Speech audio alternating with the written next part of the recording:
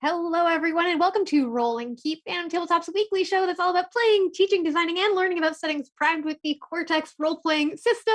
If this is your first time with us, thank you very much for joining. You have come into a very wonderful holiday-themed Tale of Xadia. It is the second episode, but don't worry, we're going to catch you up, so you can definitely hop in here instead of hopping back to the first one, although you can also hop back to that first one even after you've watched this. It was pretty delightful and fun. For those of you who don't know, Tales of Xadia, the Dragon Prince role-playing game, is an upcoming TTRPG based on the Netflix show of the same name, The Dragon Prince, by Wonderstorm. You can find the free rules primer for the game, 2 free tales, 12 ready-made characters, and more at talesofxadia.com, and you can, of course, watch The Dragon Prince over on Netflix. Tales of Xadia is primed by Cortex, which is a tabletop role-playing game system that provides you the tools you need to build your very own customized RPG setting. You can learn more over at cortexrpg.com, or if you're lucky, you might win your very own digital copy here today in chat, because we're going to give away copies when a player rolls a heroic success. What is that? You'll find out. Don't worry about it until it happens. And who are these lovely people that we have here today? Well, I am Melly Doucette, Community Manager for Cortex. We also have actor, improviser, storyteller, GM extraordinaire Aliza Pearl, TTRPG creator, performer, and DG8L Community Manager, the Zelda, Emmy Award winner and founder of Jasper's Game Day, Fenway Jones, and our very fearless narrator and the designer and creative director for Cortex Prime and Tales of Xadia. It is Cam Bangs. Cam, please take it away. Hello, welcome back. As we left the tale last time, we had our 4 characters who had come together from various parts of the world of Xadia in the lands of Dalbar, and they included 2 humans and 2 elves. They're the 2 parties traveling separately originally, with some friction and rancor between each of them, which we developed over time. All of them seeking out the human kingdom of Dalbar for various different reasons, and we will go into that in just a moment. Actually, I think I would like to introduce the characters before we start rolling. So let's go from the beginning again. We do start off with Melly, you are playing Trestle, one of the human characters. Tell me more about Trestle. Yes, I am playing Trestle, who is a Neolandian dark mage. So if you watch the show, you'll know a little bit about dark magic. It requires sort of using magical creatures in order to cast spells. And there is a cost to that. There's a corruption that comes in. I think we're probably going to see some of that showing up here with our little dark magic brat Trestle. And let's Cortex style, I'll throw it to somebody else. Ponmalar, Fenway. Absolutely. So I am playing Ponmalar, an Evanirian, I think, archer, and pronouns are they, them.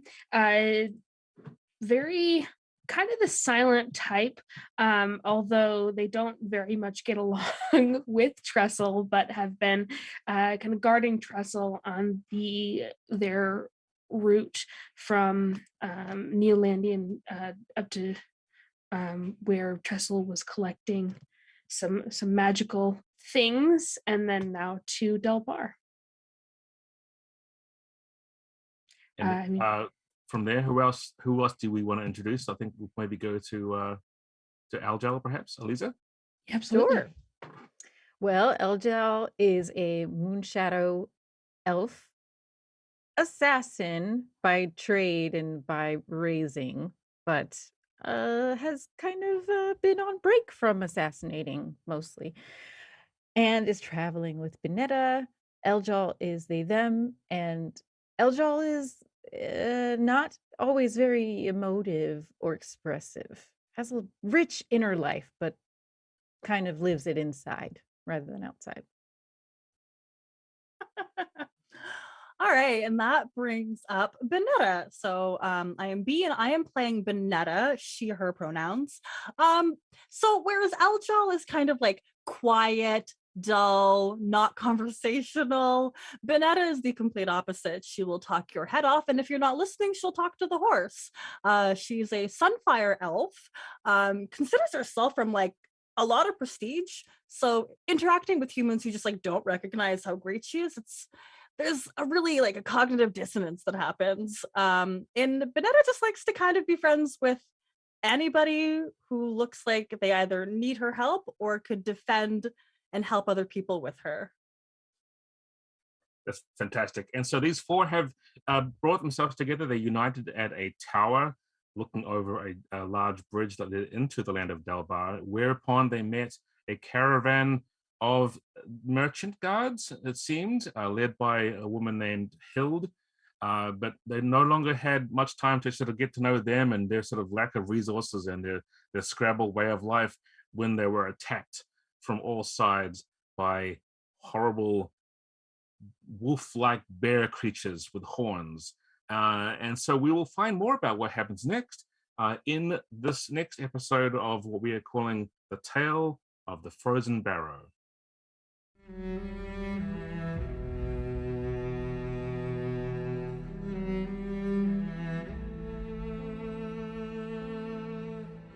The next saga of the Dragon Prince is yours. Forge a path with friends and create your own Tales of Xadia with an all-new tabletop role-playing game where you'll forge alliances, encounter dark magic, and confront untold dangers in a system designed to capture the magic and wonder of the Dragon Prince. Featuring never-before-seen content and lore, engaging, simple-to-learn rules, and easy-to-use digital tools. So whether you're a tabletop veteran looking for something new, a Dragon Prince fan that's never rolled dice, or you're hoping to share your passion with the next generation of fans, the future of Xadia is in your hands. Wow! How'd you learn to do that? I've never done that before in my life. Pre-order your copy and try out 2 amazing tales in previously unexplored locations. With 12 incredible ready-to-play characters to jump directly into the adventure. All available now at talesofxadia.com. Tales of Xadia, the Dragon Prince role-playing game. The next saga of the Dragon Prince is yours.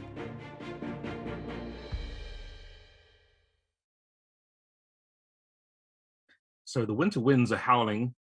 The air is chill. The sleet has been hitting the surface of the battlements on this tower. It is a 3-story tower. It is tall enough that you can see across the land and across the large river that has been flowing by the border of Delbar, which Ponmala and Tristle came up on a boat. And it is tall enough that you can see across the bridge, whereupon a horse ridden by Aljal and Benetta had come across as well, and they'd all come together here. It's also tall enough to see the approaching and very, very menacing looking wolf bears, of which you have no understanding really necessarily what they are. But it is also not tall enough to keep this enormous mother bear, it seems, from having climbed up the back of it and the side and surprising all at the very end of last session. You had a bunch of stress. Each of your characters had been afflicted by some stress. There was definitely a lot of angry stress on the part of Ponmala and on Benetta's hand. In fact, with Benetta, being angry makes her heat being ability come out. It's quite impressive, gets stronger, more agile. For Ponmala, it just means you're more and more angry at Trestle, I think. But all that stress, normally at the beginning of a session, we will step it all down by 1 step. And if it's a 6, it goes away entirely. However, that's brilliant. Because we left this at a cliffhanger, that does not happen this time. Oh, okay. So you were going, yes, I know. You were going to be starting this off with the conflict ahead of you, as afflicted as you were last time when we left. What we're going to do is this is going to be something called a challenge. And in Tales of Xadia, there are numerous ways of rolling dice to achieve what happens and to find out what's going on. A challenge is one way of doing that, and that is a sequence of rolls, almost like a series of tests. And they all conducted against a pool of dice, which I have created, which is a challenge pool. And the challenge pool represents all the various things that are going on that make it difficult and the obstacles you have to overcome. It doesn't have to be a fight. It could also be a puzzle. It could also have been something you want to try and achieve that's just difficult and takes time. In this case, it is indeed some kind of battle. You have these creatures that you have to deal with in one way or another. You will all take your own turn rolling against this challenge pool. If you succeed at your test against it, you can use your effect die and apply it against the pool. If your effect die is greater than one of the dice in the pool, you remove that die so that the pool gets smaller. Then the next person will have fewer and fewer dice to worry about. If your effect die is not greater than one of the dice in the pool, you will step down a die in the pool instead. So you'll make it a little bit less difficult, but you won't have taken one entirely away. If you fail on your test when it's your turn, you will take stress. And the stress you take will be dependent on what I had rolled as an effect die on my side of the equation. So, much like many things in Cortex, the way we do this is we begin with one character starting off, the one that seems to make the most sense, and then we will go through the rest of the group. You will choose who goes after you. So once you've had your test in this part of the challenge, you say, I've resolved it. Okay, now this person's going to go. The very end of that sequence, once all 4 of you have acted, the challenge pool itself gets to choose one of you, and by the pool I mean me, to enact its own wrath in one way or another upon one of you. So for example, if you're taking on this horde of creatures, most likely the last thing that's going to happen is that giant bear creature will pick one of you to go growl against, and then you'll have to sort of set a difficulty for me to try and roll. So without further ado, let's start off this. The positioning, so that you have this to remember from last time. I believe all 4 of you were on the 3rd and highest tower step. Up here where it's open to the air, there are battlements all around. You could see down over the area, and above you was, because there's kind of a roof, but it isn't a contained roof. It's like a, say 10 feet up above you, and it's held up by stone pillars or supports. But there's no reason why you can't just leap off the edge of these sort of balcony areas. And I believe that that's what Eljal and Benetta both did. They both left and the humans were like, no. Y'all make conscious decisions to stay, but yeah, the elves were were about gone. to, I believe. That was the whole point. No, we you were preparing. Did we not succeed? Well, no. What you had done last time was we all prepared what we called an asset, which was what you were going to do to sort of like, okay, I'm preparing to do this. So we can, if you like, assume that part of that was you leaping off, which would be very exciting for Ponmala and Trestle because they would be facing this by themselves. But we can go ahead and do that if you like. Yeah, So, I mean, that's totally how I was imagining it. Like Eljal and Benetta, boom, they go over and us humans are like, we'll help from here. And then suddenly like we have to deal with this big thing. And it was like, oh my gosh. Maybe it would have been better to jump. So down below, there are some smaller buildings, like one-story buildings, which is where many of the caravan's horses and sort of wagons and things have been pulled up to. And those have a roof which you can land on, so you don't have to go too far down. But you're elves and you're very agile, so that wouldn't be an issue. So let's just assume that's where we start off. I believe also each of you have, if you haven't got your own, but you've created last time for someone else, assets which you have got that you can include. Anytime you're using an asset in your dice pool, you get to include as many assets as you've got. You don't have to pick one of them. You can get multiple. That's different from stress. Only one stress will apply in your opposition dice pool if it happens. So I believe we're going to start off actually with Benetta, because you were the champion with the raised sun-forged blade blazing ahead. Ooh, I still have You had done such a great job of creating this feeling of inspiration, I would say. Yeah, heroism while trying to intimidate the enemies at the same time. And you also are surrounded by flaming purple motes of fire, which have been created by Trestle using his dark magic. Yes. Oh, yes. So what will happen is you describe what you want to do. I will roll the challenge pool for you, which, by the way, starts out as 5d8s. 5d8s. It's quite difficult. That's terrifying. Yes, it's a lot. 5d8 wow. Challenge pool. I will roll that once we've decided, and that'll set the difficulty for your test, and then we will move to the next player. So, okay. Tell us what you do and how you want to do it, because you could each take your own turn and approach it however you like. You don't have to do like attacks and fights. You could do something like, I'm going to try and organize people. I'm going to do this. It is up to you. And then that's how you reduce the problem of the attacking wolf bears. Okay, so just for clarification's sake, because Benetta, she wanted to jump outside. Okay, cool. So whatever horizon the bulk of these wolf bears are kind of in their little pack, Benetta's just gonna go charging at them with the intent to maybe hurt one of them and scare the rest away. Right. Fire is scary, and like she's lit. Yeah, she really is. I mean, it's the light out right now is quite dim, but it's very, very obvious when you have a Sunforged blade that's blaring up like it does, and you yourself have that as well because of your impressive sort of like magma-like skin and so forth. So yes, here's what I'll do. I'll roll my pool of dice. I'll just assemble it here using my clever little tools. Okay. I will hope that you roll very, very low. Now, I also included one of your stress dice if I feel it's appropriate. I'm not going to use angry because you being angry is not making this more difficult. In fact, I think it's kind of helpful for you. Yeah. But I will include your insecure die, which is D8. No. So the total actually is going to be, I'm going to be rolling 6 D8s.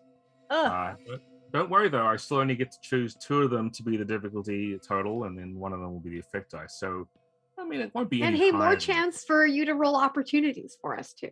Yeah, I'm most likely going to roll some because this is like the nature of our games online is that I roll like 3 of them at once. So here's how difficult this is going to be. As predicted. But that's really quite a lot of about 16 you have to try and beat. At this point, before you roll your dice, you can, if you like, spend a plot point to buy those opportunity dice off me, the ones that rolled ones. And it's only 1 point to buy them both. And what it means is you will get to step down 1 of your stress or step up 1 of your assets, or 2 assets actually, 1, by 2 steps. So you can reduce your insecure stress, for example, to nothing. It'll go down to 6 and then go away. Or you could spend it to increase 1 of your assets that you've got by 2 steps, which might be what you want. I how you say I just want to attack. I just want to go forward. So I want to step up my assets. All right. Yeah. So now, if you want to just step up 1 by 2, you can do that. If you'd like to affect multiple things this way, it costs you 1 plot point for each to activate 1 of these different dice. But I'm assuming you'd want to put maybe your Beacon of Fear. Or your Sunforged blade. It. Oh, yes, your Sunforged blade can also be stepped up. Heck, I want it to be the blade. It's got to be the blade. All right. Yeah. I believe it's a D8 for the beginning, isn't it? Or is it D6? D8.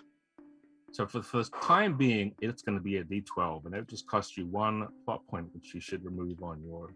And journey. is that for the duration of the challenge, Cam? When you spotlight an asset? The entire challenge. So until all 5 of these D8s go away, your Sunforged blade is a D12. Yeah. Yes. It is really blazing. Yeah. Oh yeah. I'm not even going to hit anything. Just my presence. Hopefully, will scare the heck out of them. So that's done. You've got a D12 now. You can put together your dice pool to try and beat my 16, which is the most I could possibly have gotten. Okay. So we start strong. This is absolutely justice. There's people inside that tower that are ill-defended, inebriated, and they smell really bad. So any kind of justice I can bring them is just really what helps. And I'm going to is stepped up by 1 because of your heat being. Yes, thank you, team. Yeah, all the big dice. I love it. Wow. I am a knight of Luxuria. And Oh my god. So this is the time where I just start adding assets? Correct. Yep. Woo! You can put your sword play in first if you like, which is your specialty. But oh, thank you. My microphone was covering that part of my screen. Okay, and that blade is a D10. D12. D12. Thank you. I'm like, steps. I wrote down D12. Oh my god, this is a beautiful thing. This is a really good way to start the game off. This is a gorgeous dice pool. It is probably the best dice pool I think we've had on the show, period. And you're not even done yet. You've got 2 more assets to throw in. Yeah. How 'cause do you I have add? So if you just go to the top, you'll see a little like dice icon, and you'll click it. And you can drag and drop. It'll go Beautiful. beneath your other dice. Do I get to name them, or does it just show up? You just see like the It'll 12? just be the die. Okay. Yeah, unfortunately. I think 12. is it a 12? I think it's an 8, isn't it? An 8 for the one she has. I gave her a 12. Oh, you gave her a 12. I For gave the her a 12. Flame. You gave her Yeah. a 12. I'm trying That's- to show you like you can read that. Yeah. No, I believe you. That's a huge. I forgot it was that good. Oh my god, it was so clutch. And then I have my Beacon of Fear, which was D8. Yeah. Oops, that went nowhere. There we go. And I think Wow. that's it. I haven't seen. I think that's it. I haven't seen a dice pool like this in quite some time. Oh my Someone please goodness. screen grab this. This is like Oh yeah. Oh, Wow. definitely. Oh my gosh. Really a thing of beauty. And I'm Now, kind of what I Don't like now about roll this- well with them. Right? Because they can still all roll ones. That's the Mhm. problem. I'm terrified This to is click why that button. it's swingy, right? There's a bit of this which seems great. You think, oh my gosh, all these big dice. This is going to be great. Now, there's no reason why they can't all just roll ones because that's how this game works. So we'll Okay. see. I'm gonna click it. I'm gonna do it. Good. Ooh, look at all those dice. Oh my gosh. Oh my gosh. Okay, Wow. I'll take this. Yep. holy crap. Oh my goodness. That's delicious. So yeah. You did not even have to spend plot points to add more in. You just got 18, which already beat my 16. Here's Oh my me goodness. thinking Not that a was gonna be single good. hitch. Not I a didn't mean to single close hitch. that. Effect die was a D12. Thank It was a you. D12 effect die, yeah. Oh Now, my So, goodness. and Yeah. is it possible to spend a plot point to add another effect die when you're facing a challenge? You can spend. Yes, I think. I'm trying to pull this out of my memory. You can. Sorry, step I over- asked this question, but I do know the answer because I have also read the book that we're working from. Okay, you tell me. And I was Melly, saying that remind me because again. that yes, I mean if B has another plot point, she had another D12 unspent in her remaining dice. So if you want to, Oh, I see. you can spend a plot point and pull another of the effect dice in, and that would be 2 effect dice, which would mean you take out 2 of the dice in the challenge pool, not just 1. I would like that. I would like that a lot, please. Yes, Melly, I believe they have just done what has not been done in quite some time, which is completely annihilate the first round of a challenge with not even a hitch. Or anything Not a else. hitch, and like wow, this is Not looking a really great for sweat. us. Was broken. This is incredible. We might not even all have a turn. Like y'all Ah! others might like 2 more Mhm. turns could just get rid of this. Who knows? We'll see. Well, we'll see. Incredible. Let's have you tell us what was so spectacular about. I mean, it wasn't a heroic success, but that's so fine. We don't need to have. Yeah. It was good enough, even just with what you rolled to do it. So that takes 2 dice out of it. This was just you charging in there. So tell us. It clearly was successful in one way. I will tell you though, Yeah. once you tell me what you do, I might amend it because there might be something weird about these things. And so Okay. go ahead and come. Well, okay, so because the success is, it's like the running in. So the dive from the tower was spectacularly cool. And then they hit the ground, like she hits the ground superhero style, and then just gets up and starts running. There's like a couple of like rocks and like a couple of crates or something just out in the distance that she uses to like flip over, and just does some really cool flips in the air. The blade is just being swung, creating almost like a halo effect, like that glowing in the dim light. And it's just like a spectacle of fear, you know? Do you actually have the sword blazing through any of these things? Is that what you're trying to do? Can I kill some? I would love to kill some. All I right, really don't so- deserve it, but I kind of want to kill them. You're out there amidst them. Like I said before, there may be about half dozen or more, maybe, of these things just coming out. They were bellowing and baying and roaring and look fierce. They're as big as bears, and they had these sort of long elongated snouts and the horns on the heads. As you come up, they don't seem to be at all bothered by the fact that you've got the sword. It wasn't really that's bothering them. It's that when you just right through, like it's like a hot knife through butter kind of thing.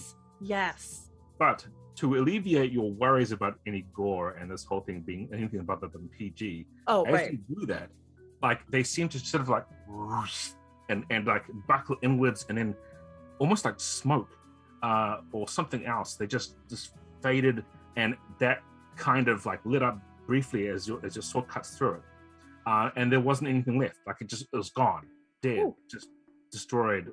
But I love that. So nothing left. So and that happened to several of them. You just went through and mowed through them, and the others just kept running past you towards the tower.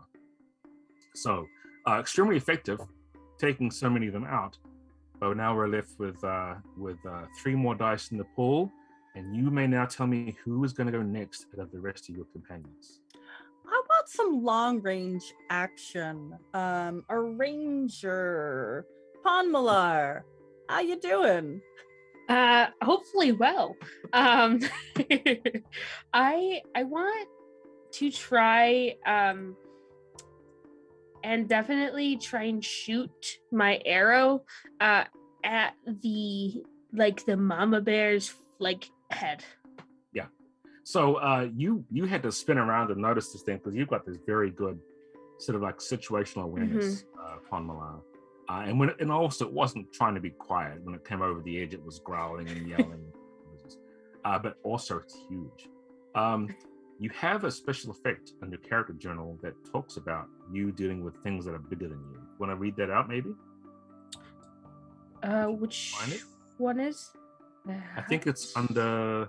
Is it one of the distinctions? If you click SFX, that little available SFX on your second distinction, it should pull up that SFX for you in the left.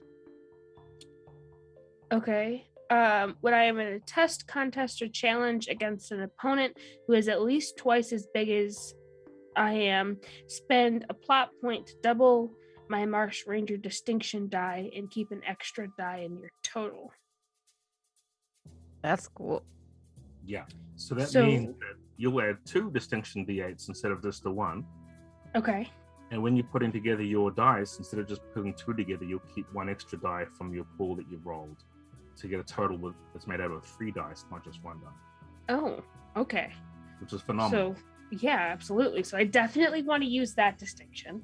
That will cost a plot point to activate. But before we get you to put your pool together, I'll roll for the current state of this. You are also exhausted with a D6 and angry. The angry thing I don't think really applies here, but I will include the exhausted stress D6. And there's 3 D8s remaining in the pool against you. So let's see what that's going to be. It certainly won't be enough to stop the 3 total thing that we'll put together. All right. Well, I'm being nice to you apparently today. That's 2 more hitches on my part. I got a 9 as my total. If you'd like to spend one of your 2 plot points to activate that, you can step up one of your assets, or you can remove some stress. What would you like to do?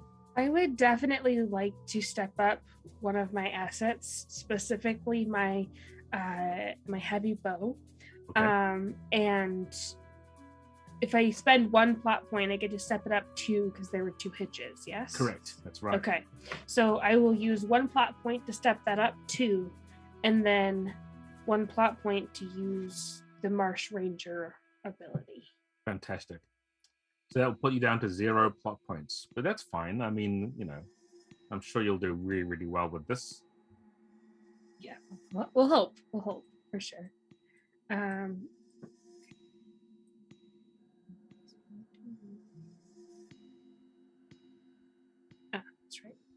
And then I think I'm going to use glory as my value because it just says I'd rather use an arrow to defuse a fight if I can.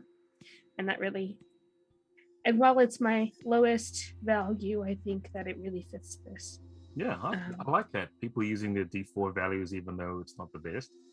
Yeah, but I do think that my awareness probably would be my attribute that I would want to use because it allowed me to be aware of the mama bear that was there. All right.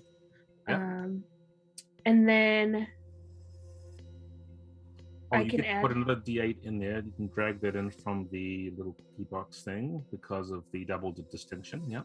Yep. And then I have a asset that's a D12 of cover fire. Oh gosh, you got a D12 from that too? I did. Oh no. Anyway, not only got a D12, but also got a second die that she gave to me. It was like, yeah. I think you made such great assets. It was delightful. And then my heavy bow is in there, but that gets stepped up to D12. Right. Oh no. And I think you also can add like an archery specialty. I think you've got that. So that's like even another one.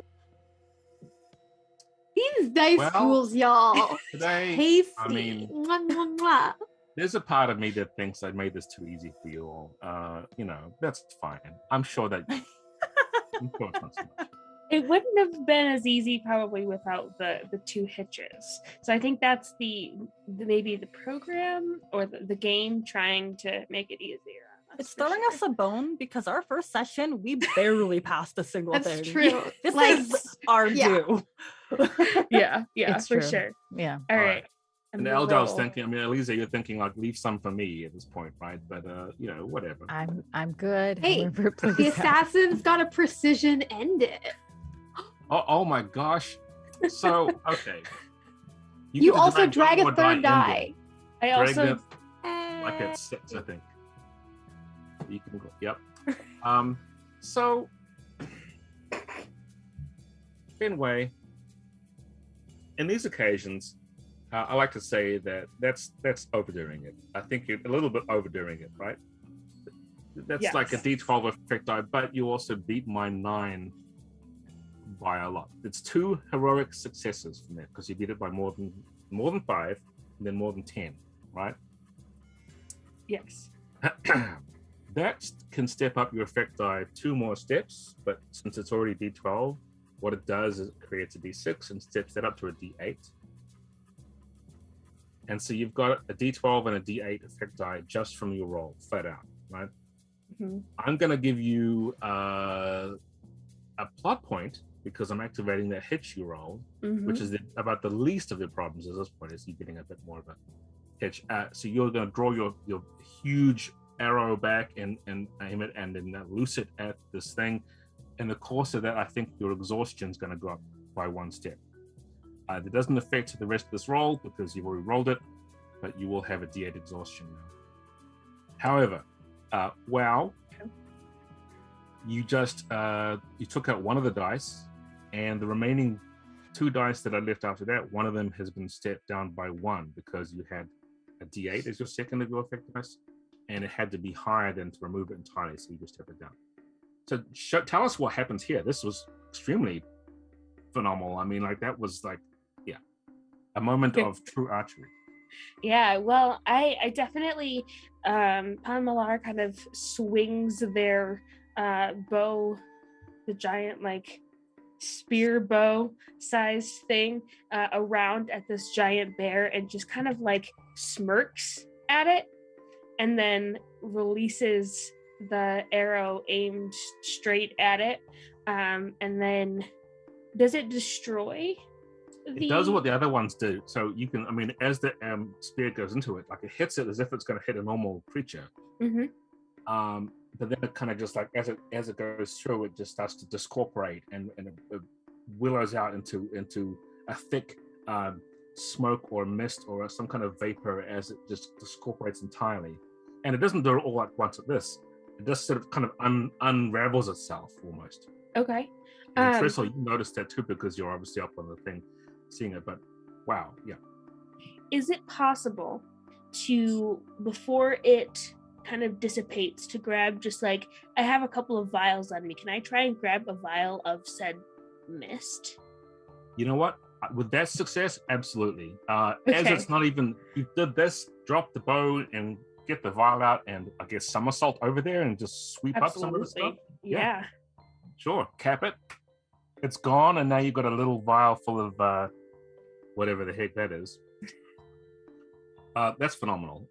Gee, after B's roll and then this roll, I'm just thinking, yeah, absolutely did not set this difficulty high enough. So You underestimated us. no, I think I overestimated my own ability to do well. You rolled so well the first session. You were like, my bad luck is gone. I'm good at rolling now. And then this happened. Well, I got a max out. I got 16, but then B gets 18, and this time it. All right, so 24. fantastic. With that said, Fenway, who do you want to have it go to next? I think I'll throw it to Eljal. All right, Aljal, you have still got more of these creatures racing towards the tower. They went right past Benetta. Some of them you did see that when Benetta swung the sword at them, it was quite obvious. They just sort of like came apart. They just became mist or smoke. So you have that understanding. But what is it you're going to do to try and deal with this problem? Yeah, I mean, I'd also like to look over my shoulder.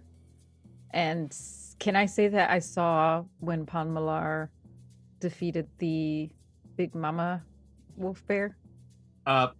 If you have not leapt off the tower yet, I would say that would be possible. But you have, I think we described how you'd landed on the roof, and that's up there. And Yeah, it's not I already about it. wrote that. Okay, so I didn't see that.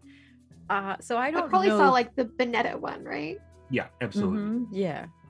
So I don't know that the mama bear is done. So I'm probably in that case gonna maybe try to corral the others just in case there is some saving to be done Okay. instead of just killing them All right. outright. So you want to try and keep them from coming forth and sort of like just loop them. You've got Yeah, I your want sword, to draw them away from the tower and the caravan. you have your sword staff, which unfolds out and kind of uncollapses into a big weapon like this, which you can spin around. It's quite useful for hurting things. These are quite large, though. It's not like they're sheep. Mhm. So, all right, you're going to try and steer them away from the tower. That's how you're going to approach this problem. I'll go ahead and clear my roll here. I only have 2 dice in my pool now. One of them's a D8, one's a D6. But you are exhausted with a D8 stress, so I'm going to include that. Mhm. All right, watch as I roll more hitches. Nope, not this time. Okay. So 11. All Okay, right. Aliza's a pro. Okay. So I'm thinking this is probably influence. I'm trying to yeah, it's either influence or awareness because I am trying to herd them. Yep. But also, yeah, it's probably more influence. Yeah. Anytime you're using your own personal magnetism or persuasion or anything like that to make someone do something, even if it's a creature, it's influence. Yeah, I was thinking maybe awareness just because, but the topography can cover that later. Just because I'm like, where am I taking them to is the next step. But influence is the attribute, and then the value I'm using is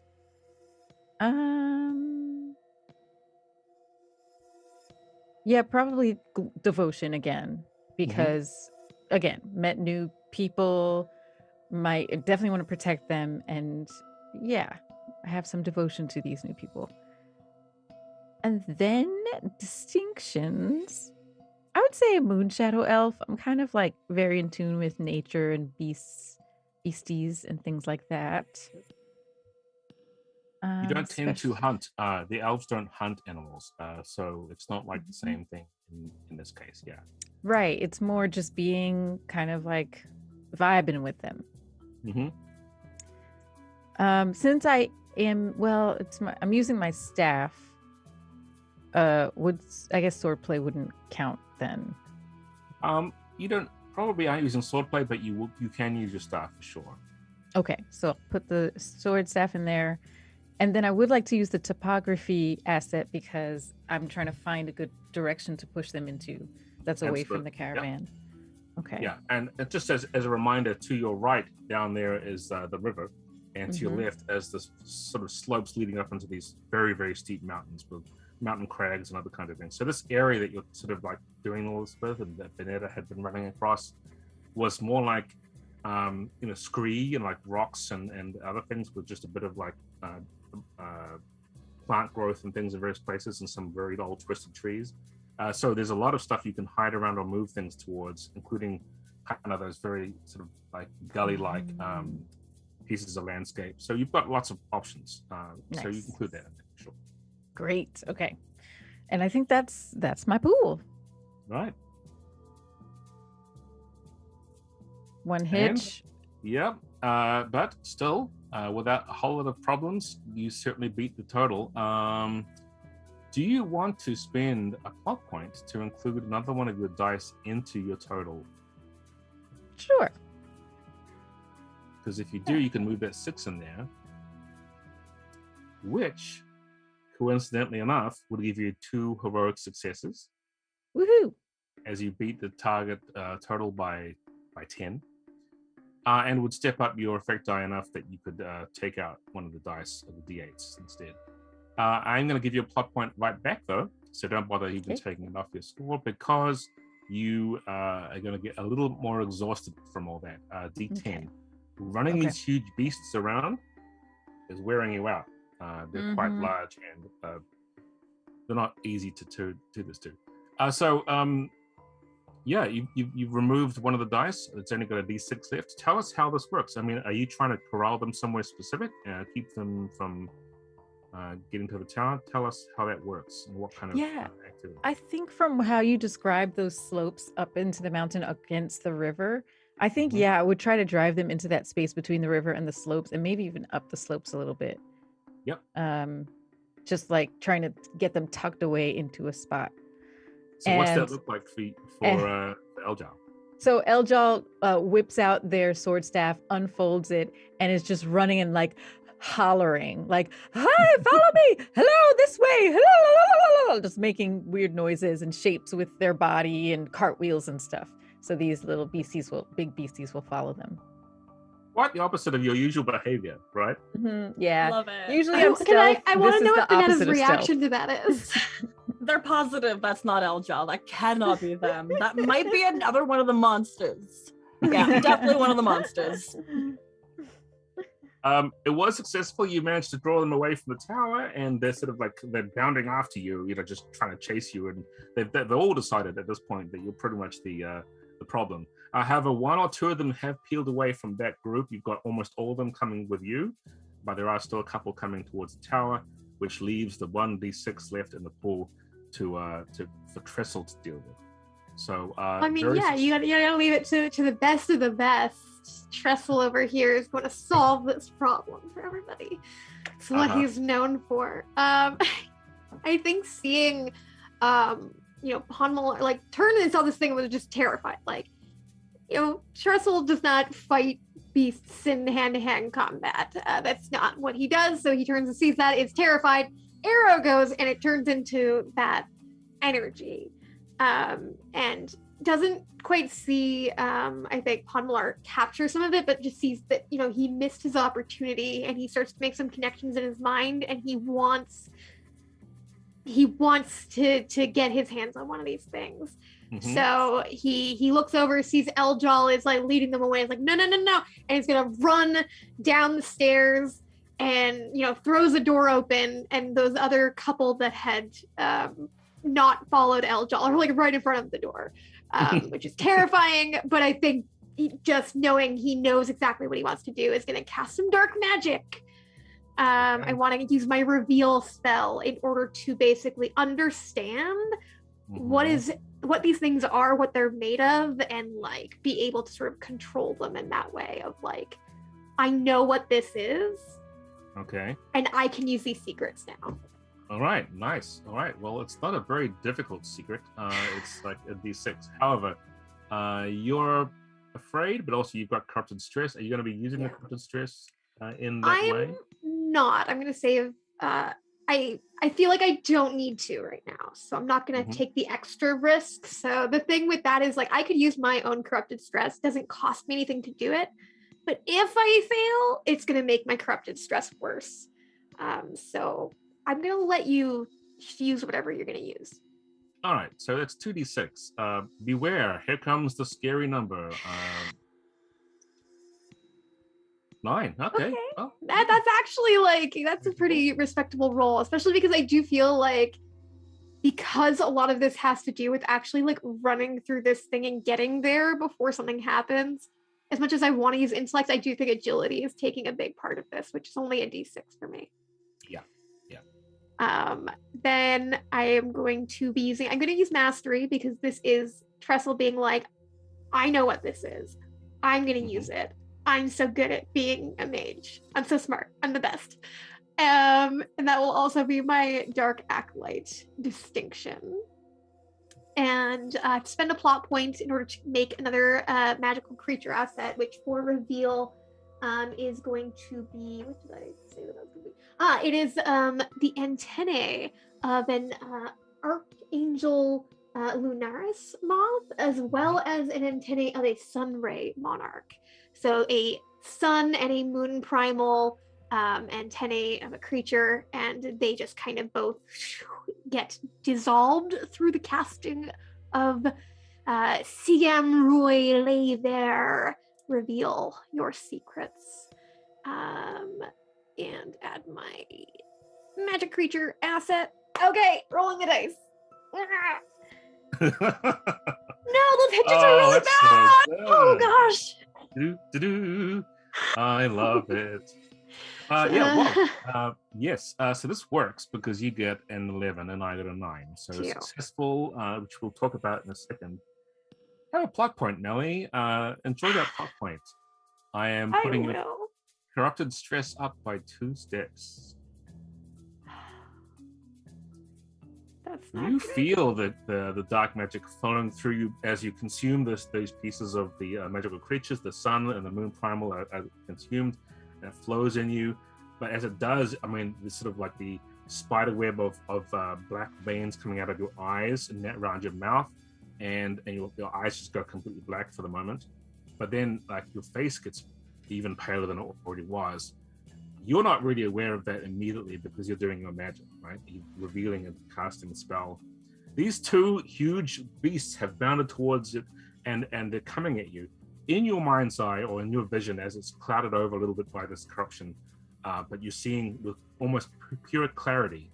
The world goes purple. There's all this wind and howling, but you're seeing, for the moment, there's something about them. They are influenced by dark magic themselves. They're suffused with it. They become almost like spectral in your vision. They're not really fully there. You're sure of it. They're real enough to everyone around you, but to you, you know that they're not really there, right? This is an awareness that has come through, and it just triggers in your mind. You're like, I know this isn't real. But there are horses in here. Like, you're in a sort of a stable area with wagons and things, and they're coming towards you. The horses are just terrified. There are people in here who are just like hiding behind wooden fences and things, just like, oh, the drunk people from downstairs. But these creatures haven't done anything to them yet. They've just come towards you, and they're standing there transfixed almost as you see this. And I say, warn me, and make them disappear. All right, they curl up into this thick black smoke as if you had cut them through with a sword, and the 2 of them have gone. As that happens, Aljar, you're up on the slopes. You see these things are following you, and they're getting closer and closer, and you're like, I better find a way to do something with these that isn't just running. And then this weird hissing kind of a low sort of like grinding noise. You think, is that the wind? Is that more of this snow sleet coming down? But no, it's these things sort of like buckling up and then just evaporating. It happens as they bound towards, so almost like the weight of them moving towards the ground as they jump, they just collapse. and then you're surrounded by this thick blackish purple mist and smoke, and you think, well, what was that? I'd like to just take my sword staff, and like cut through the fog a little bit with it and see what it does. Mm-hmm. Yeah, it moves away, but then it kind of just evaporates. Like it becomes just the air, and then it's gone. And then anything else that was there is blown away by the wind, which is now howling around you. The storm is picking up. Interesting. I'm gonna walk back to the tower. Now, I have no more dice left in my challenge. You have successfully defeated the challenge. I didn't even get a chance to use it against you. But that was fantastic. Bonetta and Aljal are out on the slopes there. Sort of, you're seeing everything has gone. Palmala, you've got this vial. You are now alone on the battlement to see what's happening. There's no more signs of anything else around you. You see no more threats and no more attacks. And Trestle, yeah, that looked pretty impressive to the people behind you. Because as far as they knew, you went, wah, and swept your hands around and they just... Yeah, he just like has his head down, so like the hair falls in front of his face, and he just has a smirk you can see out of the corner. Not gonna say anything, but he's like, I know I look really cool. I'm the best. But inside he's like freaking out a little bit because he's like, that was some really amazing dark magic, and I want to know how to do that. So inside he's having his little fanboy moment. And Panmalar rushed down the stairs. Yes, you can. You also passed by on the second level. And I think Trestle also ran past them too, but Hild, the tall, very sort of mighty-looking caravan guard chieftain, she had seen you. As you come down, she's like, What's happened? They're all gone. Gone? Gone. And so she accompanies you downstairs as well. Her assistant, Riga, is the woman who was doing a lot of the mucking around and trying to look after a whole bunch of drunken caravan guards, is also with you. When they all come together and you are all downstairs looking around, there's no sign of anything left over. There's no even a hint of whatever these creatures were. But as you've arrived down here, Pamela, you see that the men are just staring at Trestle. And one says, "He's a mage. He made them go away with magic. I saw it with my own eyes." "I saw it too. He waved his hands and the magic took them." Trestle, I thought you didn't want them to know. I didn't want the elves to know. But I think that I just proved a very important point, that dark magic is very useful, right? I mean, wouldn't you say, and I just like gesture to the men, like, yeah. Wouldn't you agree? Well, don't you wish that you could do this for yourself, that you didn't need me here, that you could protect your own tower? Did you not see what happened up on the roof? Yes, of course I did. Okay. You shot the thing and gave me the idea to get rid of everything else. It really helped me. Hild has just been watching this with interest. She hasn't given any indication on her expression that she approves or disapproves or anything else, but she does say right next to you, Pamela, because you're standing there with her, she says, "What's with his face?" And although Trestle's hair is covering over like most of his features, you can still see those weird spidery black veins coming down the lines on his face as the corruption. And I think like his pupil and irises have like dilated a lot too, so there's very little of the whites left visible.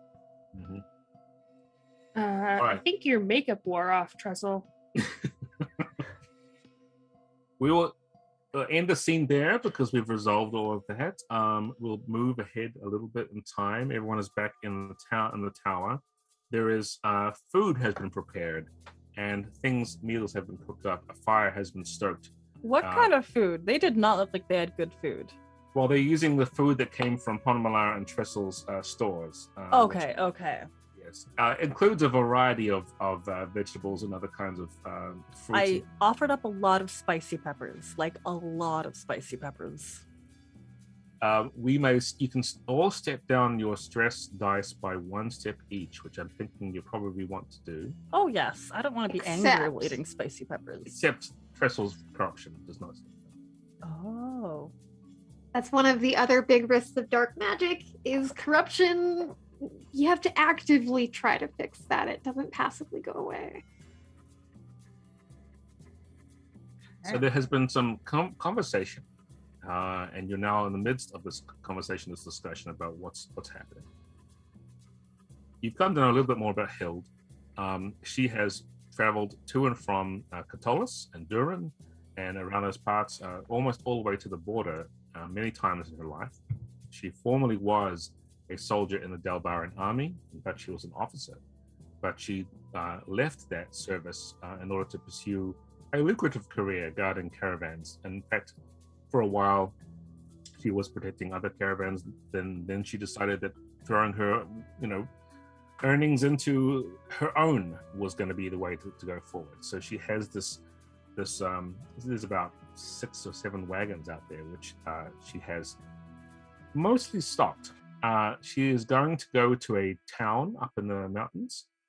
It isn't quite to Hinterpeak, which is the capital of Delbar, but there's a town, she says, that needs supplies. It's preparing a winter feast, which is the right thing to do at this time of year. However, the scarcity of goods and supplies around the place has hit everyone quite a lot. Having an army move through here away from and then into the conflict that happened over the border, that depleted a great deal of all the stores. She chose not to take that stuff from her wagon to feed her own people because, in this case, well, there's money to be made for it. So not only do you get a sense that she is quite battle weary and has had some history of fighting, she also seems to be extremely, what's the word? Well, penny pinching is not really correct. She places a higher value on her product than she does. Yeah. But she probably pays them well. So that's just how it is. The men, for their part, talk about how they're going to really, really like this feast. They're going to enjoy this thing. The winter feasts are huge in Delbar. It's one of the most important things about their holiday tradition, as having a huge fires everywhere and huge beasts that are cooked and huge people and huge stories and everything else is huge. So they're looking forward to that. So they're talking about like that this is like a holiday thing? Yes. They're saying like, in a day or two, this is going to be a really big thing. And if they're going to travel up into the mountains and enjoy that. It's not the holidays. What do you mean it's not the holidays? Of course it's the holidays. Look, the time of year, it's a festival. Look, the sun goes down at night, earlier and earlier, all the time, and we have... It's not calving season. It's far from it. Horrible. Not everyone has the same holidays as you, Trestle. Well, this one seems stupid. It's cold and dark, and you just want to celebrate it being colder and darker. You're cold and terrible dark idea. too. Kind of. I'm inclined to agree with Trestle. Cold and dark is awful. Give me a bright, warm holiday. Wouldn't you want something to lift your spirits on the coldest and darkest of days? I'd rather just leave, honestly. Yeah, if I could, I would just, leave, go to someplace nicer. Some Not vitamin D everyone would has probably the do you well, resources Trestle. to do that. Oh, that's Aljal, okay. Some people are stuck where they are, so they make the best of it by having festivities. I personally wouldn't mind a nice warm cup of spiced moonberry juice. Do they have that type spice? of thing Like, is there? it spicy? Spiced, yes. Well, it has spices and herbs in it. And like cayenne Kick. pepper, maybe? Cardamom, yes. Could I add Ginger. cayenne? I'm sure you could. Okay, I'm interested again. I think I want this. You could probably even drink it out of a spicy pepper. Eljal, before our mission is complete, we have to do that. I would be open to trying that, maybe. Yes? Do you think it would make you laugh? Smile even? Peppers have never made me laugh or smile, What? so probably not. I think it may make the rest of us laugh and or smile. Ah. Yes, I'm inclined to agree with that. So this is a moment when you can spend time trying to do some recovery if you would like to and rest up a little bit as you're having this conversation with Hilda and her men. And recovery in Tales of Xadia is a step which you can do to try and make your stress go away. And maybe I can get a reminder from Melly because I don't it's 2d8 plus the stress that you're trying to recover. You usually have to have somebody else help you try to recover. Correct. So they're the one that makes the roll to help you, and their effect die, if it's bigger, it can completely recover your stress. And if we were playing a long-term game, you would also get to take that die of what they recovered and you put that into your growth pool to spend on making your character cooler. Corruptive stress is different though. I would have to correct that myself, or another dark mage could, but you need to use dark magic to get rid of corruption and potentially get more corrupt. It's a cyclical thing. Yeah. So Trestle in this case is definitely going to excuse himself at some point to find a quiet, dark place away from the elves and everybody else to try and fix his whole thing. But everybody else might be wanting to help somebody else make their stress better. Yeah, and luckily you've got 3 people who can each do something to encourage, otherwise help the others. The main problem with Bonetta and Pamela is you're both mad. You're both, well, not mad, I should say, angry, frustrated, furious. It's come down a little bit, obviously, because you've been having this sort of a quiet conversation. But we'll say that maybe the actual conversation is leading away from things that make you angry and less about that. So each of you can try and bring down someone else's stress with this conversation. So it'll be great. Eljal and Pamela, you're also exhausted, which really being here present with these people, you could come up with some reason why that's also relaxing as well. I believe that this moonberry juice, you might have a small supply of it on your person, Eljal, which you always bring with you. It goes quite far if you mix it with water or other kinds of liquids. It's quite potent. Peppers juice? Pepper juice? Yeah. Just straight capsaicin oil. Yep. Oh, good. Keeps you warm. Yeah, it's not hot sauce. It's Inferno sauce. Straight soy sauce. So here's what I'll do. I'll roll the dice if you like, and you can tell me who you're trying to assist. And we'll start with Bonetta. Are you trying to make Pamela or Eljal feel a little better about things? Honestly, Eljal, because I've traveled with them the most, and we're almost in like a brand new social situation, and I'm getting more out of Eljal. Like they're actually talking, and I just want to see if I can, help them with their exhaustion by cracking a few jokes about spicy pepper drinks. Yeah. So I roll the dice, and I get an 11. Yep. You'll have to beat an 11, and the way you'll do that is you just pull the dice pool together, which describes how you're doing this, right? Much like anything else, just pull the dice pool together and try to get more than 11 when you roll. So. Okay. Well, probably spirit, because I recognize spirit as like the internal justifications that don't have any true rationale that kind of define a character. And then, oh my word. Well, I am a servant of my people. I feel like I'm playing more of a maverick. I love my people as much as a warrior can. Yeah. Eljal, you're cool. Yeah. At the end of the day, despite how much I razz you, I really do have a lot of respect for you. Especially after what you just saw on the mountainside. Oh my goodness. Yeah. I kicked the most ass, but I That's still pretty cool. Well, it's true.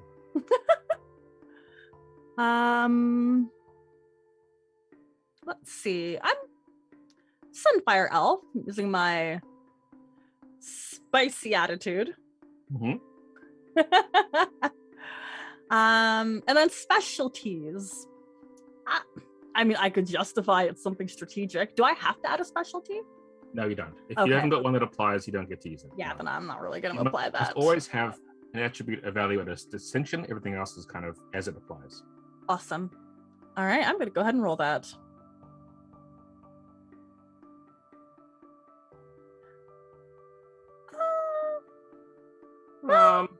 Do Hmm. better. So I think that you step it down if you fail. It might, or maybe you don't make it worse, or does it not change? I don't think it changes. I No, it don't think it changes. I think that might mean that Benetta gets stressed, but I can look it up while we do another roll. Yeah. Didn't laugh I at my think- jokes, Eljal. I think that you're starting to get a little bit. In fact, I think it is. I think you fail it, so you're going to take some stress. You're Okay. feeling a little bit unsure about a lot of things now, Benetta, after this. Yeah. It doesn't seem as if any of your clever little quips and calming ideas are making much of a effect on Mhm. Eljal. And Eljal, for your own purposes, this is just annoying, right? This is like the wrong kind of bedside manner that anyone would want to put up with. I'm feeling a bit insecure about it now. I really We'll thought I make had that a good D6, handle on it. D6 insecure. Thank you. I'm gonna go mope. Eljal, how about yourself? Well, yes, I am ignoring the little quips and jokes because, yeah, I'm just like, what is going on? What? But I also am looking for my looking for my moon juice, Mhm. and I'm looking around to see if there are spices and water to extend it, to see if I can make a batch to share with everybody. Yeah. And That seems fine. And who Yeah, are you going to hopefully, try like- and apply that to? Pamela or? I can only choose one. Well, actually, no. If you have enough effect dice, you can apply it to multiple people. Oh, Yeah, okay. because you could spend a plot point and get a second effect die and put one on one person, one on another. Ew. Okay. Well then. I will pick one of the people's stresses, probably the biggest one, to go into Okay. the pool when I'm rolling things like that. That's the problem. So if All it's going to be right. Eljal I- and Pamela, I mean Benetta and Pamela.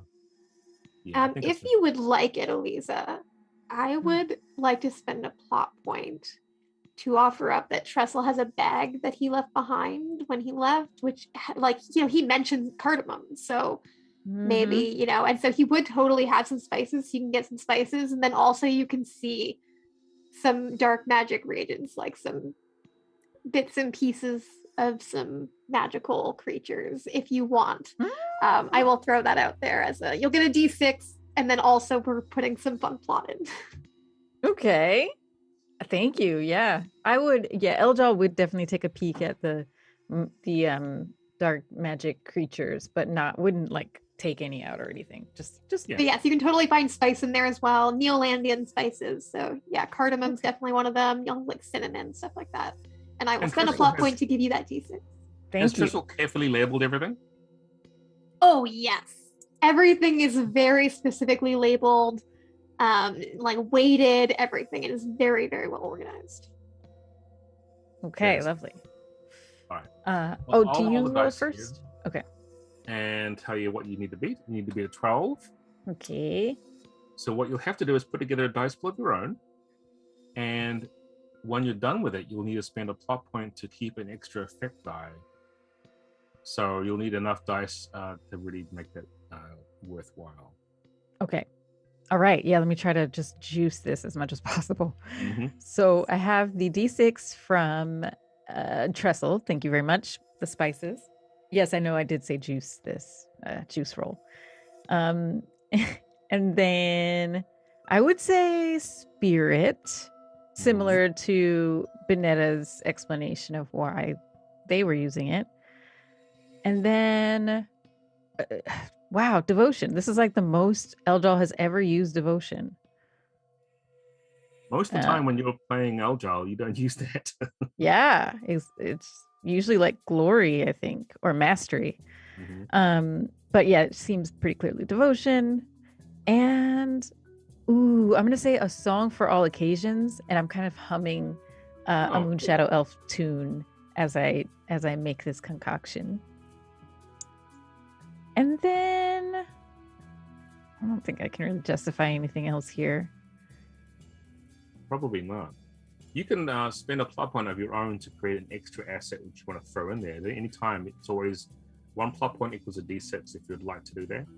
And you could say that's just moonberry juice that you brought with you. What you're doing basically is giving something you've described in the story some game weight and saying, okay, I do have this moonberry juice. It's a d6 by spending a plot point. I'll do that, knowing that I have a tendency to roll hitches when I have a lot of dice, but we'll see what happens. Okay, so I'm going to spend 1 plot point and put in a moonberry juice asset. And of course, I always get hitches. Almost always. Well, I guess I'll have to spend another plot point to bring this 2 down. Yep. But then I won't get 2 effect die, right? No, you'll have to pick one of the 2 people who is in here to be helped. Who doesn't like moonberry juice? What are we learning today? Well, I don't want to leave Pomalar hanging. And actually, I'm not going to leave Pomalar hanging because then Pomalar can only heal Benetta or one. Yeah, so I will heal Pomalar because this is so reciprocal. We have to heal each other. Yeah, Pomalar, you can remove your exhausted stress. Narratively, Aliza feels like Eljal should do something for Benetta because Benetta has tried so hard to connect. And I mean, here's the thing is that you can still do that. It's just that it doesn't have the same mechanical effect. So then the question is like, okay, so Benetta has some moonberry juice. Why doesn't it help the way it helped Pomalar? Yeah, so, I think we're seeing too the conflict between the Moon Shadow Elves and Sunfire Elves and their own approach to how things should get better. And each of them have tried the same thing on each other. And this is a learning experience, right? Like, here, have this lovely stuff I've made from the Moon Shadow. I'm singing a nice little song. Love languages right there. Love languages in a nutshell. That was beautiful somehow. Yeah. Here's my gift to you. And you're like, but you rejected my words of, what is it? Like words of something? Affirmation. Yeah.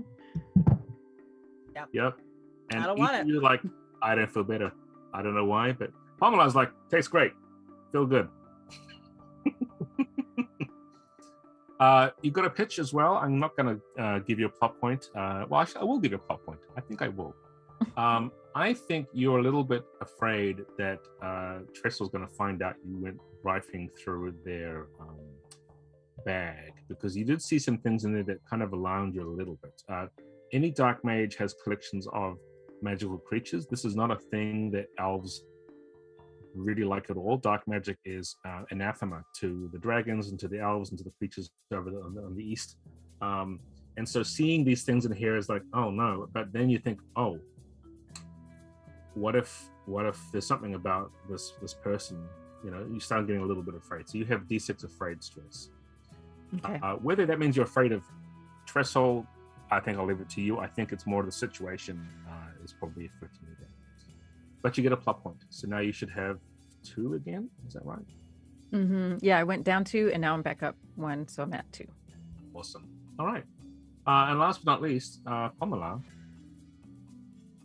Fantastic. So I do want to help Benetta.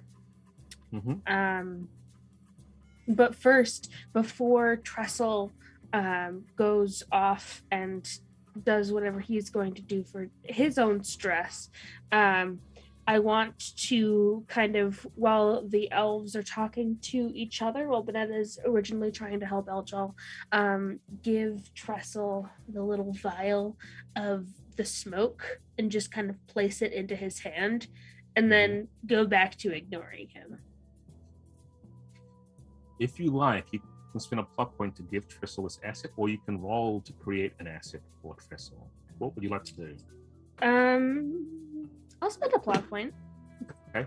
So Trestle, you've got a D6 it's special. I wouldn't use this right away for magical creature stuff. So you have that. Now, armed with no plot points whatsoever, let's see what Pamela is going to do to make someone else feel better. This moonberry juice, by the way, top notch. Cool. Fantastic. Doesn't taste All like right. salt water. No, which is really nice. So Bonetta is very angry, right?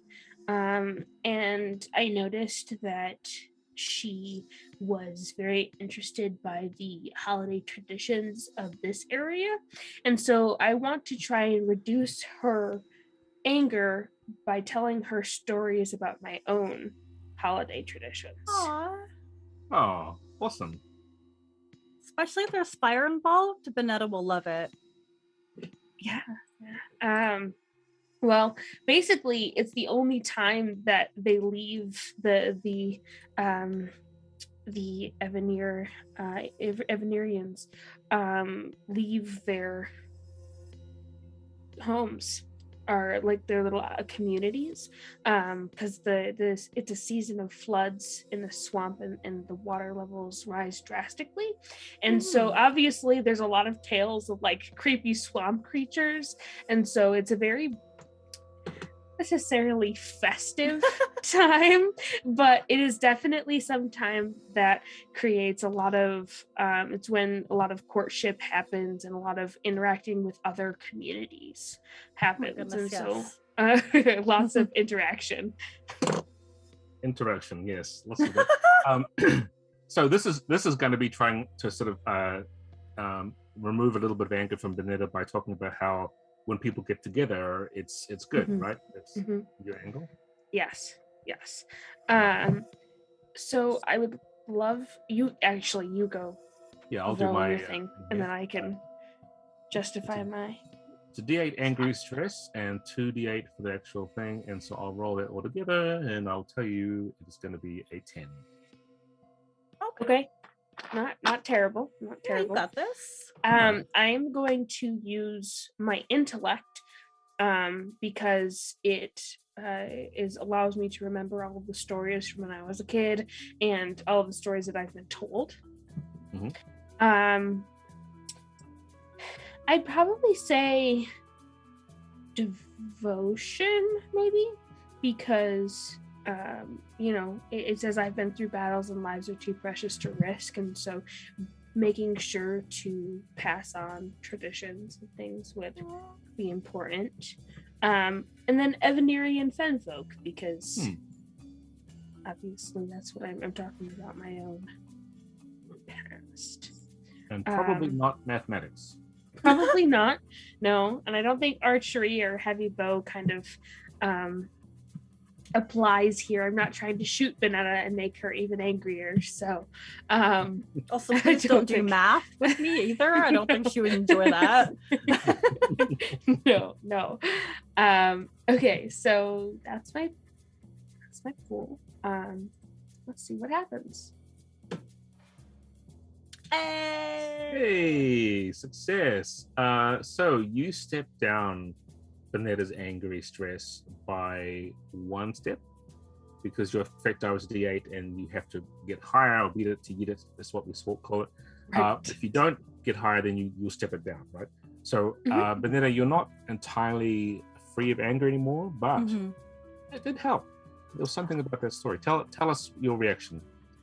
I think it was absolutely like the conversations about like how this is like a coming together of communities that really kind of hit a chord with her. And while she's sipping a disappointing moon wine and kind of crunching on a dehydrated red spicy pepper, it's just like it's soothing, you know? But that moon wine is just so bad. It's frustratingly bad.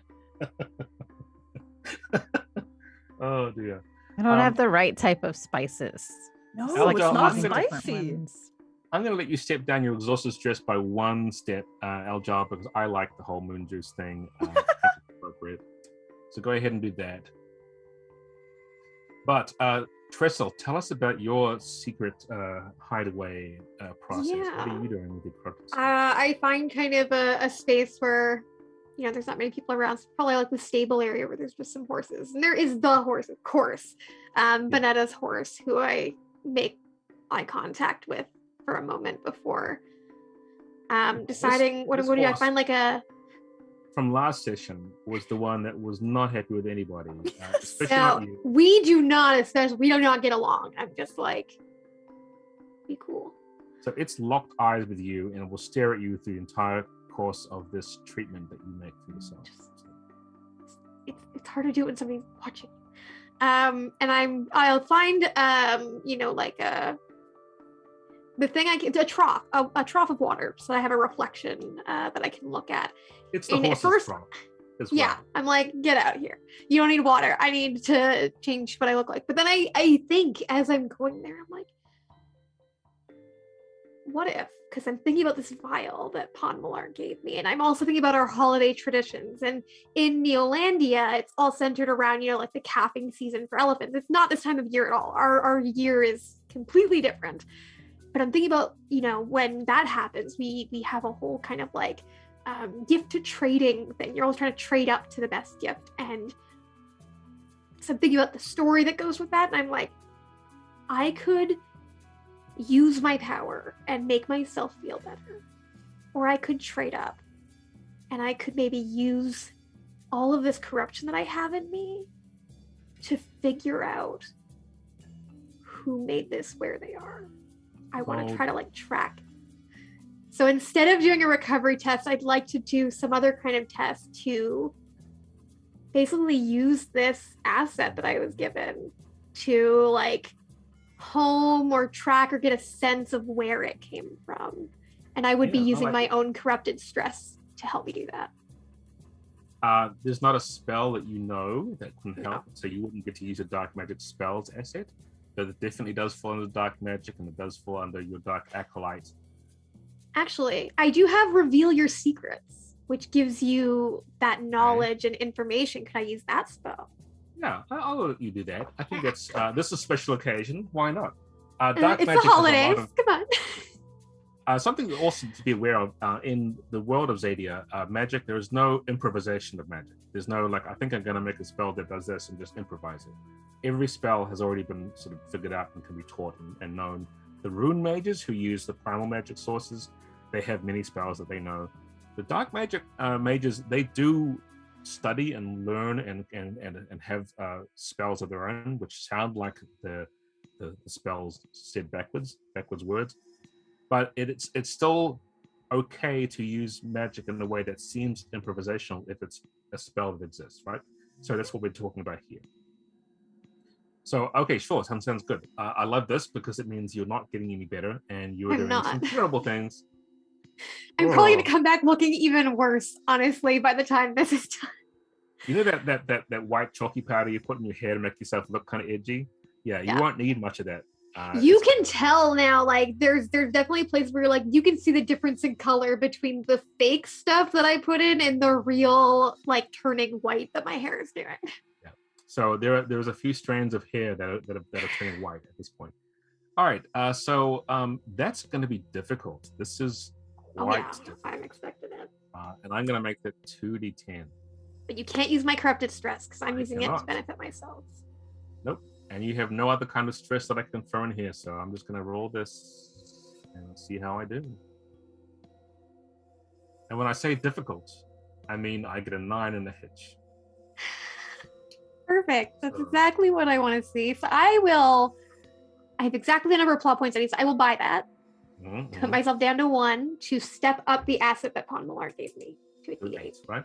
Mm-hmm. Then I have to spend 1 to make a magical creature asset. Correct. So this is more of those antennae because I have a collection of them. I will let you use that vial if you don't want to spend a plot point for magical creature asset. Okay. I get this is another, magic. I will take it. I will absolutely take it. It will consume what's in there, but you're trying to use it to find the rest of it, right? So that's the kind of risk Trestle would take. He doesn't think he's going to mess up and need more of this later. He's going to use it right now. Yep. Such a brat. This is definitely his intellect. So I'll throw intellect in there for the attribute.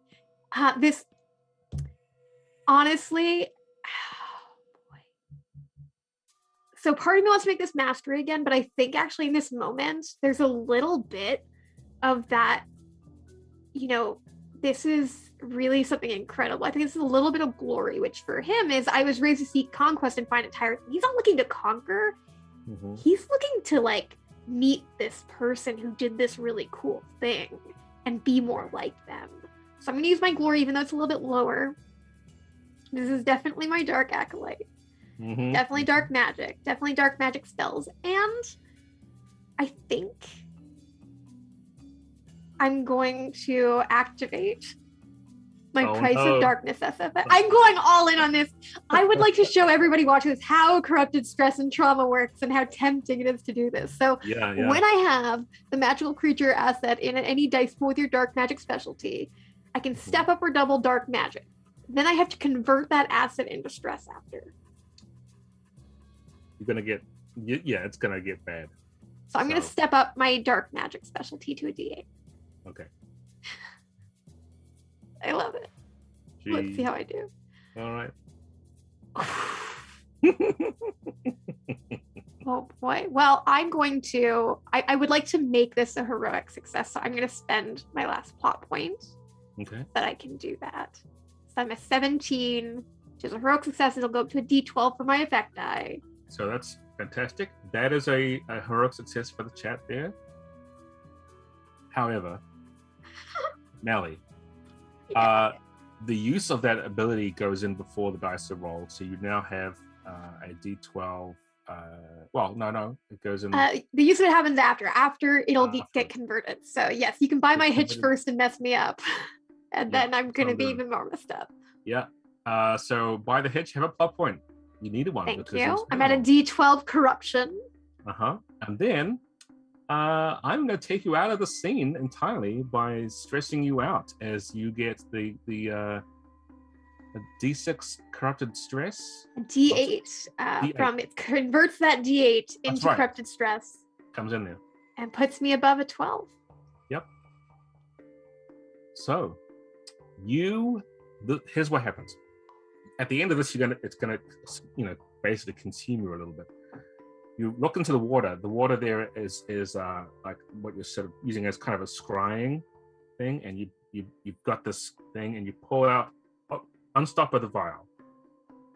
You can. And I'm saying as I do this, before I even start, I'm saying kind of that story to myself, the little girl traded a peanut for a cloak, and on and on and on until she traded a peanut for a palace, and getting really into this idea of this is the only option. Stepping up, trading up. This is one of these fables from the Irlandia about the girl who stepped up and traded up everything. Yes, pulling it out, as you said, this air, this mist, is drawn out of it, almost like you're pulling it out. It's dragged there. You wave it across as it passes over the surface of the water. The surface starts to frost over, and you hear this crackling noise as everything in the trough turns to ice. The temperature around you starts to lower and lower. It was already kind of chilly out here. It's getting colder and colder. You can feel the ends of your fingers. It's feeling colder. Your eyes, again, you have that feeling across your vision of this haze, of this purplish light, of the using of dark magic. But then you blink a couple times and you're not here anymore. You're seeing something else. You don't know when or where this is, but you think you're seeing out the eyes of someone else. And you can see their hands, they've got gloves on, black, big, thick gloves with fur around the edges. But they're just a night black, and the fur is ermine, with the white and the black in it. They're weaving their hands together, and you can see powerful dark magic coalescing around it. And what you're looking at, past the hands, past this sort of vision, is a cave. It is long and deep and dark, and something is in there, and it is in conflict with something else, fighting something. You can't quite tell the length of it.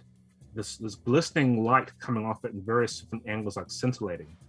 And you see that it is a worm, a dragon, a serpent. It is huge, and what it is doing is it's coiling around and spinning in the movement in this cave around a single individual who's down there with a great sword, is swinging it back and forth, dealing heavy blows against it. And then at some point, the creature manages to curl itself around and then smack this individual so hard that he goes flying out of the cave and lands on the landscape next to you. And you look at him and you can see his face, and you get that recognition somehow this person is close to you. They're related to you, they're loved by you, you don't know. Turning again to the cave and it's coming out, you finish the spell, and a sheet of ice covers over the entrance. It starts out with just like frosty crystals appearing, and then they build together and weave themselves in place, and the dragon hits it. The dragon itself looks like it's made of ice. But as it hits the thing, you can see that the lights and the sparkles and the shining scintillation of everything has faded. And all that you see is darkness, thick black ice with purple threads through it. And then the feeling of being overcome by what you've just done. One moment to look left and then see this man with his sword and this grievous wound, and he's clutching it, and you know that he isn't going to make it. And after that point, all is black. And then you feel that you come out of that sort of vision just briefly, and only in that moment do you realize that you've done too much. And your hands, you can't even move them. You fall backwards and hit the floor, and before you even hit the ground, you're out of it. And the sound of the horses freaking out outside is audible to everybody inside, right? Benetta, you're closest to the door. If you want to run out and you can see what's going on, the others all stand absolutely. up. I'm Hild usually says, really good with horses. "Is it more of them? What's happening?" And she stands up, but you're closer. I can't see anything. Didn't Trestle go out there? Yep. Oh. When you go out the door, Benetta, Yep. you see all the horses have moved to the back of the stables. Oh, horses. Is my horse in the back of the stable too? He is mad. He's just stomping his foot. They're scared. He just looks pissed. They're not worried about, it's not worried about anything except the fact that it's just angry. And you know anger too, because you've got that thing. Yes.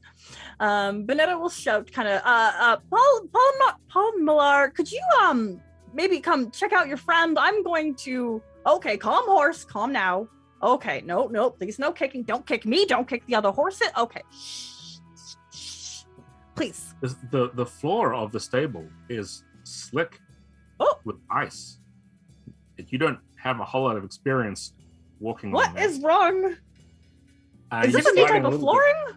I mean, you're pretty agile. You're an elf, but you get across to the horse, and it's like, and then you turn back. As Pamela, you're going to come out, I assume, through this door too. Yes. Your first thought is, "Wow, it got cold out here."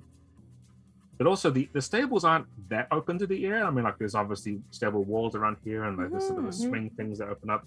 But you're seeing the inside stables, the hay and things are here. It's just nasty because it was not very well looked after for quite some time, as you know. Now there's ice everywhere. And you see Benetta calming the horse, but you also see the still figure of Trestle lying like rigid on the floor. There's an empty vial. The cap's been taken off it. And he looks like he's been frozen over. He has this long streak of white hair, which you didn't notice before. But the rest of him looks just like his stuff has been, freeze blasted quickly. The trough itself is iced over. There's thin layers of ice everywhere, and there are starting to be crystals forming in small places around it. Pon Millar, is that your friend? Are they? Why do they match the floor so well? I think they caused the floor. Whoa. Should we... Do we melt them? Fire really solves almost everything. I mean, I haven't known him very much. I haven't known him for that long. I don't think melting is probably not the greatest idea, because I don't think, and Pamela will just like poke Trestle in the forehead. I don't think he's very like frozen solid. No. He looks like he's been, like he's very cold, pale. His lips have gone bluer than they already were. And like I said, his hands are extremely thin, as if they're like curled up a little bit from the cold.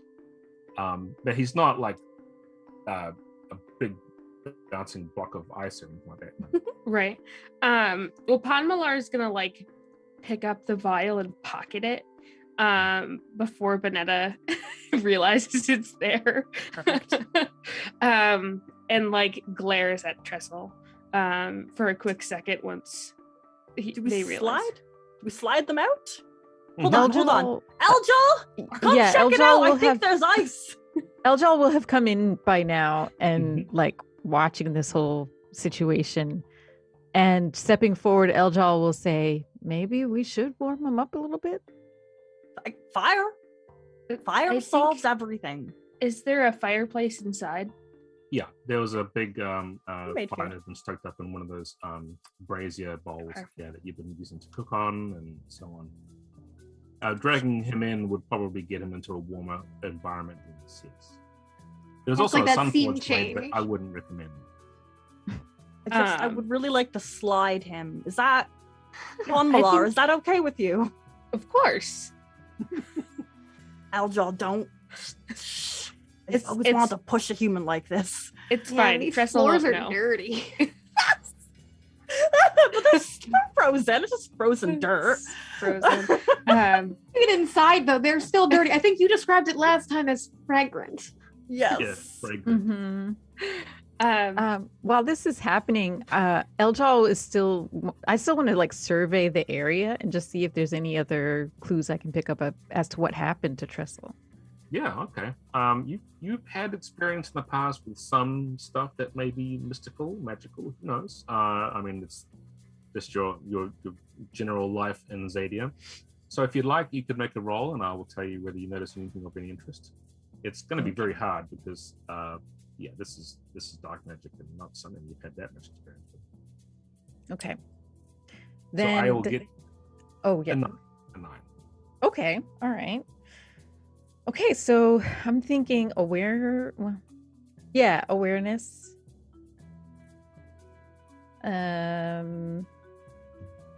Justice, weirdly, or maybe truth. Truth is Ooh, Truth. sounds Yeah, good, Yeah. truth is the one. And then I'm gonna say homesick assassin. The homesick, not so much as the assassin part, just Yeah. having to be detail oriented and precise. Mhm. And You're working away then- from home as well. Right, that's true. That's true. And I think that's kind of it. It's a small dice pool. Oh, but I rolled well. Hey, heroic success even. Yay! I'm going to give you some information for that. In fact, you get to step that effect die up by 1 to d6. I don't know whether it's going to be an asset or anything, but just gives us an idea of how well you did. But a heroic success is a heroic success no matter what you do. You're looking around and thinking, as near as you can tell, as they've moved Trestle out of the way and they've brought him inside and they've all kind of, the horses have been calmed a little bit. It seems as if there's kind of like a radius, right? You can see where the ice crystals have formed like little thin needles and going outwards. It started with the trough and around where Trestle was and then went out. So even the floor, when it was slick, you can see that it's like just very, very thin ice, but it seems like there's a radius coming inwards. And so they've got this hint that whatever this effect was came either from Trestle or very, very near him. And centered, like Trestle was probably standing by the trough. Sounds Yes. like. Yeah. and the trough is frozen solid. Huh. And as you put your hand just briefly on the trough to sort of see how solid it is, you get a weird flash. There's a residual aftershock of this magic. It hasn't completely dissolved yet, and you get a sense too, a very, very strong sense of something huge and ancient, and its face draconian, with horns twisting upwards, but horns as if they're made and carved out of ice, and a face that looks as if it's been chiseled out like an ice sculpture, but moving. And it's just opening its mouth wider and wider and wider, and then you just get that sense, and close your eyes before anything else happens. But there was a sense of that, this looming, scary, haunting face of a dragon, and that's gone. Whoa, whoa, whoa. I'm gonna stumble back. Whoa. So our mage friend here has tapped into some weird, ancient, terrifying thing. Eljal, we're dragging Trestle upstairs. You gotta follow us. Oh, I say I love that this idea. loud. Like, you know, Okay. you're like there and you like go in this vision and you come back and everybody's gone. Yeah. Okay. So I will follow you all, and then on the stairs, I'll tell you that. All right, Thud. so you can Thud. confer that across to them. Yeah. All right, cool. Something ancient and draconian and icy. What? This human? Yeah. Like a thud. Huh. I Doesn't don't know really if seem we'll be able likely. to- I don't know how we can get him out of this state he's in, but That's what I'm hoping the stairs will do. Thud. Thud. So what we'll do is we'll end the scene there too, and we'll pass time a little bit more. It's the next day. You've given all you can to make Trestle seem comfortable and warm, and blankets thrown over him and everything else. The men drink themselves into some or even more unconsciousness. Hild spends a little bit more time working with Riga to sort of prepare the horses and make things ready. Their plan next day when it comes light is to leave and go to this town that they're talking about and take the caravan up there. Hild extends the offer to you. I think she's just talking mostly to Ponmala in this sense, because the elves, she doesn't not trust you, but you're elves, right? It tells you, Ponmala, that you're welcome to come with. In fact, if Trestle's still not feeling that good in the morning, or that you can put him in one of the wagons and they'll just have him bump up the side of the mountain as well. You know it'll take at least a day to get up there, but she hopes to get there by nightfall, which is just good timing because they'll probably be ridding the first of several days worth of feasting. Her understanding is that they might have just enough supplies for that first night, but afterwards they're going to need everything that's in here. So you will be well regarded and welcomed there. She can't tell you more about whether the elves will be a problem, but this time of year, everyone's very welcoming.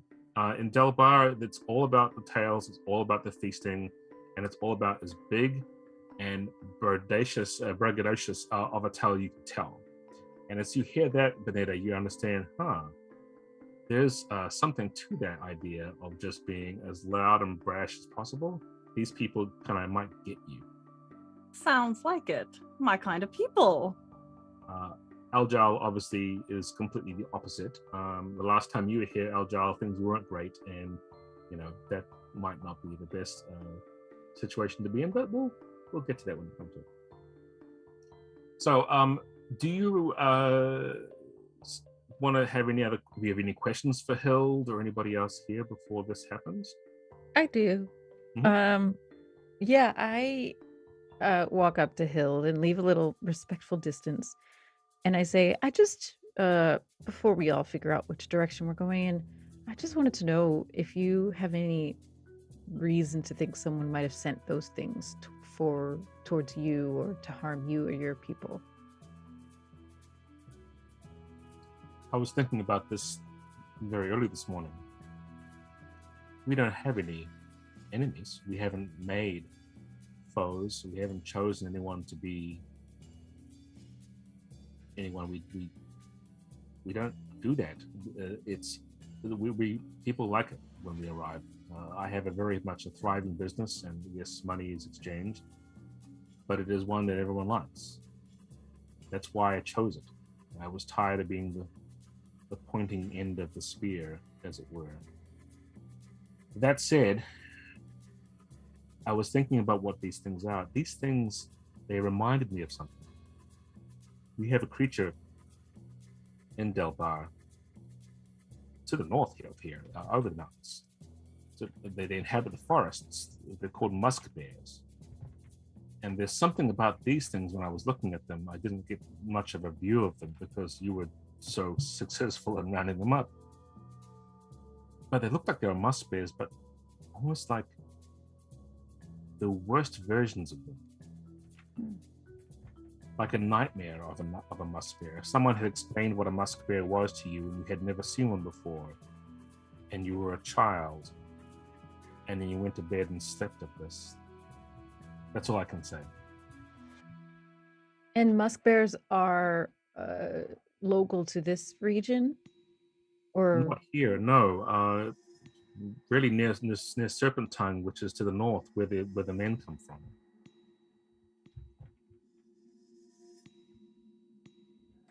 where the what are from, you said? My men. My men. three. That's what are their names?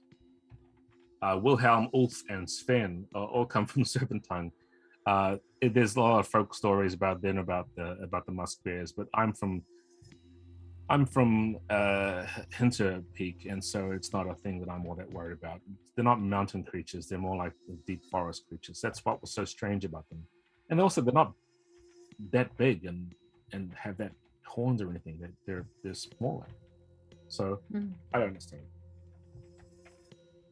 Interesting. Interesting. Okay, thank you.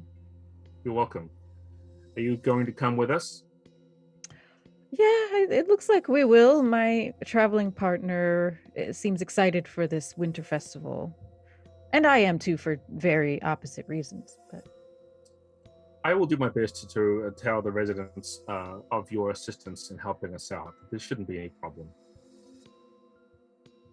okay. Yes, I'm not inclined to go somewhere where we're not welcome.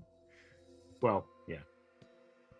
Believe me, you would know very soon in Delbar if you're not welcome. They don't hide their feelings too often. First of all, you slept terribly. It was not fun. It was not an enjoyable rest. But there were fits and starts where you felt you were coming to and it was just chilly and cold. But after a while, the next thing that you experience is bumping, like up and down, moving, bump and bump and bump. And each time it happens like this, like on your head, hitting something very, really. And when you come to, finally, you've got the worst headache. You don't feel necessarily you feel somewhat sick to your stomach. And also, for even more than that, you look up and you see the sky. You're not inside anywhere, and you realize you're lying on what might be sacks full of something. You've got a blanket over you which reeks. It just smells. And your head is banging on the wooden side of this wagon, which is what you've been sitting at back. Because as the caravan has been moving up, pulled by horses, it has woken you up. You have D6 corrupted trauma. Yeah, trauma. Your corrupted stress is gone, which is nice, but it's converted into trauma, so that's a thing. And you barely remember some of the stuff, but you do have, I'm going to give you that a D12 that you got as an asset. And Worth it any day. That is a big asset. That's knowledge, and obviously not something you can really use for magical creature benefits, but it's going to be helpful. I get up, I see like my hands. I think that's the thing that reminds me about the vision that I had, like thinking about those gloves and then ermine, and I'm like putting pieces together, and I try to sit up and see if I see anybody, because I have a place I want to go to, and I now have this power surging through me that I didn't have before that I want to tap into. And like, where are we going, and is it in the right direction? The first thing you see is the eyes of the horse, and it's over to the left, and it is that horse. And Bonetta, you're riding the horse, and the horse looks at you, and you see, Bonetta, by the way, that Trestle has started to sit up. Oh, morning, sleepyhead. And the horse is just like, Hey, now. Don't have to go bite. Okay, if you eat his hair, I mean, just don't make it in a noticeable spot. No, that's... And no, you weren't kidnapped. Amala, where are you going to be? You want to be riding in the wagon with him, or somewhere else? Probably, yeah. Didn't even notice, because like Convalar has like the grassy cloak and stuff, and I just thought it was more garbage. Rude. No. Oh dear. Yeah. I think Eljal also will be riding in the wagon, if that's Okay. all right. Ah!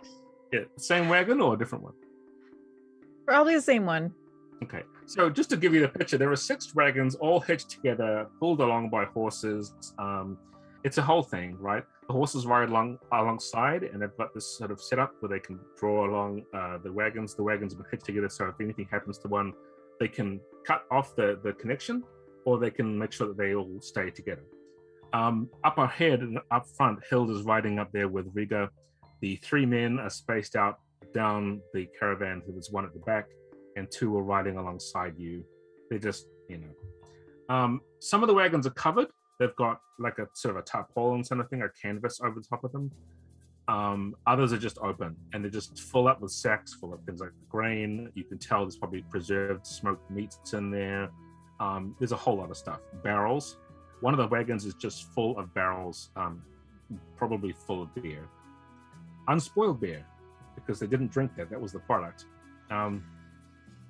This one that you're on is mostly soft grains in sacks, right? Which is nice to sit on.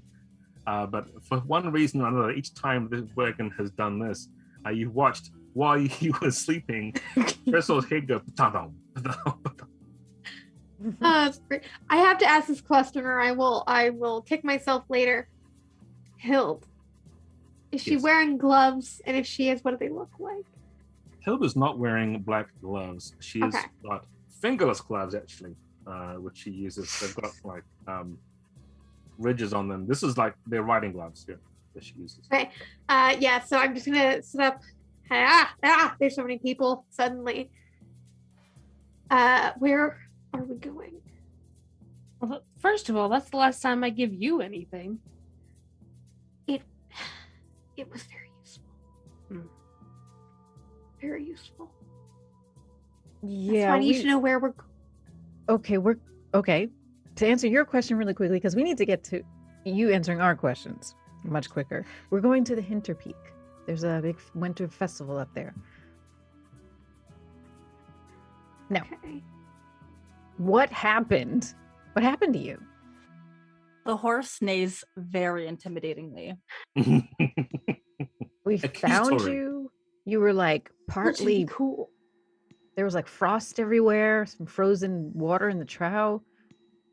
And yeah, And then we pushed you across the frozen ground and up the stairs. It was very cool. Mm. you were Cross that off my really- bucket list. This is You were really knocked very out. expensive. Ooh, Oh, I'm not sure. anymore.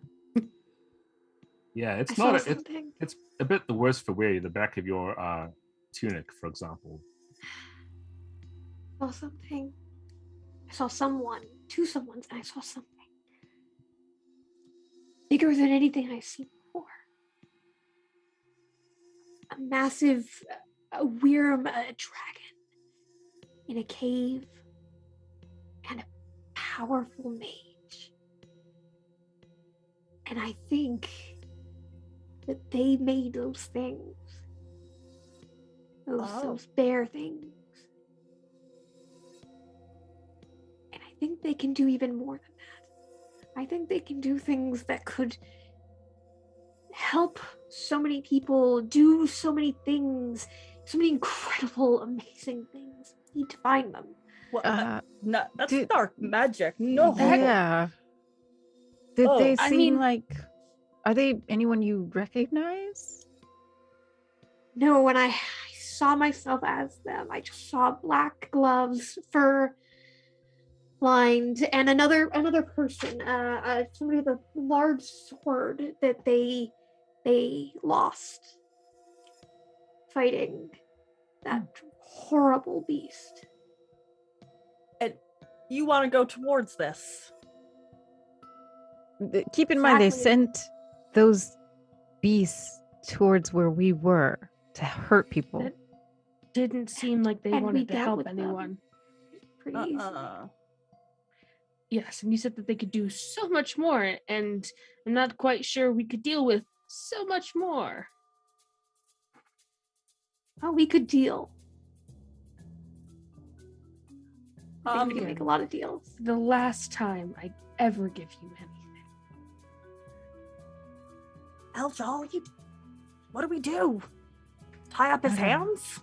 These humans are so reckless, just wanting to go into the danger like that. Dark magic, really? And like we are whispering. I like to imagine that Probably like Eljal's loud. sitting. Yes, like Eljal's sitting across from you. Yeah. So like Benetta has to Sotto voce shout. or something where it's like stage whispering. Yeah. I'm whispering back to Pommel, I'm like, dark magic is bad, but cutting off my hands is okay? Just wanna They tie your said hands tie up. up, not Tie. cut off. No. I would just, surround you in a fire, keep you safe. Also, not all of us humans are for dark magic. Just so you Oh. know. Okay, that's reassuring. That is. One of the guards Slightly. is wondering, like, it's riding alongside and comes up a little bit closer as you start all this noise. Like, oh, are you gonna do some magic again? You know what? No. Go on, do a No. spell. Go on. I No. snap my fingers Mm-hmm. and like just a flame appears at the top of my finger because now I have some corrupted trauma. I can do very minor magical effects without any corruption or magical Yes. creature asset. That He's fire like, looked like the fire. Wolf, Oh look at yeah, this. totally matches. It's like fingerprints. That's an Oh. exact match. Ulf, look at this. And you've just got the thing. Ulf winds up as well. That catches up. Oh yeah, magic. That's what I'm talking about. You should use that when we get to Wormcrag, and you can show them this as part of the tale. You gotta tell them this. Wormcrag. No, we are not going to Wormcrag. No, that's where we're going. That's the town. Perfect. I thought we were going to Hinterpeak. No. Hinterpeak isn't where we're going. We're going to a small town outside Hinterpeak called Wormcrag. Oh, I remember this because I committed it to memory. Ulf, you are a very intelligent young man. I am. Way to go, Ulf. Great. Fantastic. Point of order. Hmm. Trestle, you put fire on me before when I was running out into. You put fire on me? Well, it was actually around you, and it was to help you do exactly what you were doing, and it did, didn't it? I mean, did very yes, well. but and like Benetta's gonna like lead horse slightly more away from you, and like See, And now we're going exactly where we should be. and this is why I told you not to do it around them. Also, it doesn't count for the thing on the fire with the fire on the boat. Doesn't count. Doesn't count. So, for the rest of the journey up the mountain, which is a very steep and zigzaggy kind of process, and there's more wind and there's more storms and everything else, but it clears out quite a lot as you enter what seems to be a like an old river valley where sort of like streams and things have carved it out. It is a V shape that goes all the way up there. At the end of it, you can see a community has been built. It is very thriving. You can see smoke coming from the chimneys of these houses. They have thatched roofs. They have wooden gabling everywhere. It is almost like a cross in description, kind of like a cross from a sort of a Viking village, but also has some of that Irish carving and twisting up everywhere. Delbar is incredible. There's also a lot of I would say in this world, it looks like a Spanish kind of colonial architecture too from that. So all that blended together anyway, it's very welcoming and nice, and it smells incredible. You can smell things coming down the slope. The road goes there. There are huge wooden palisades out front and a big carved wooden arch, which everything will go under.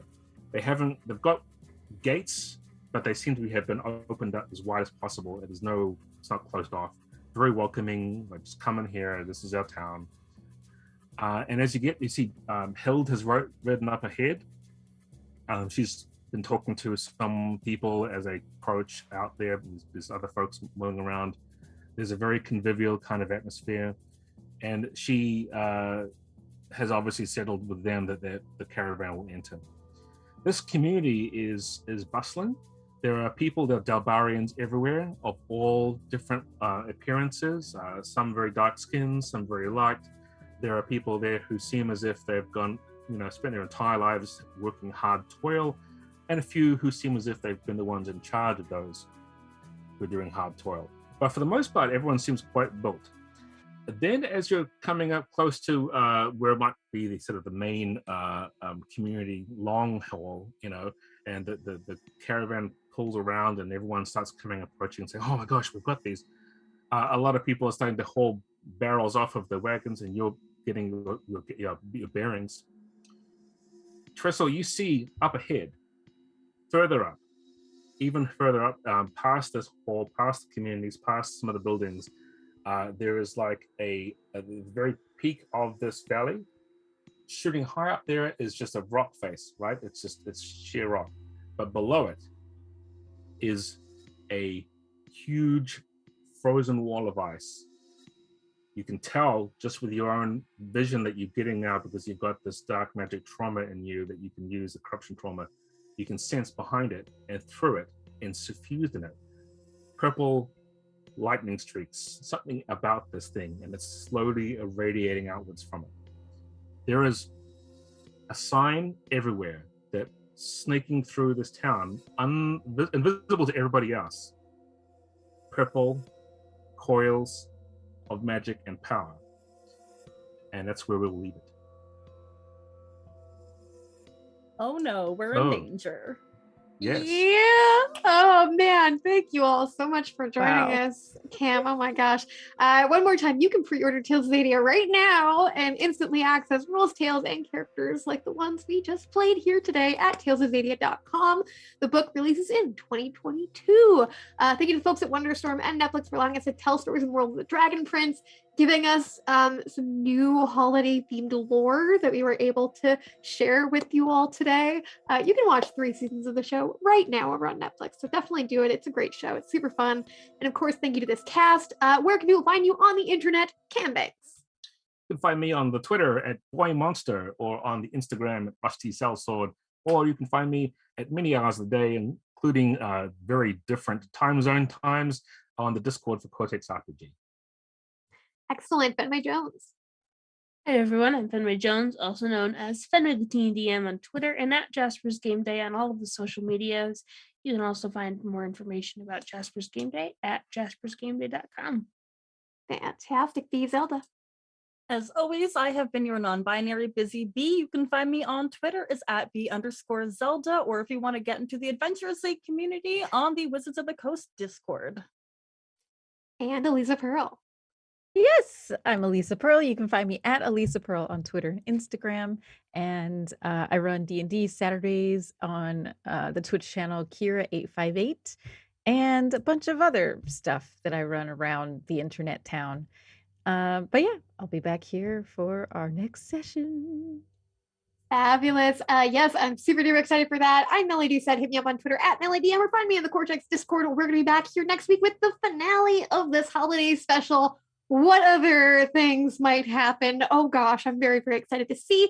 If you are at PAX Unplugged this weekend, we are there as well. You can hop over. You can find us at booth 3226. We are doing some character creation previews and workshops there. You'll also just be able to ask some questions. You'll see some of the folks that work on this product, see some really cool stuff there. definitely check that out. You can also check out our Twitter for more information on that. You can definitely find more there. Thank you all so much for watching. Take care of yourselves, and we'll see you next week. Bye. Stay warm.